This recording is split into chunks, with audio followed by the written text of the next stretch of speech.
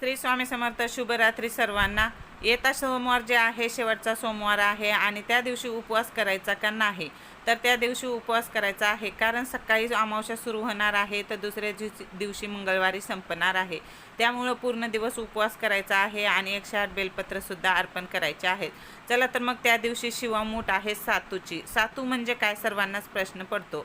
तर सातू म्हणजे जसे तांदळामध्ये साळी असतात त्याचप्रमाणे गव्हामध्ये सुद्धा साळी असतात. म्हणजेच गव्हाचे बी असते ना ते असतात. काही भागामध्ये गव्हाच्या ठुस्यासुद्धा म्हणतात. जर गव्हाच्या ठुस्या तुम्हाला सातू नाही भेटले तर गव्हाचं पीठ किंवा गहूसुद्धा अर्पण करू शकता. नाहीतर सातू भेटले तर सातूसुद्धा ओले करून अर्पण करायचे आहेत.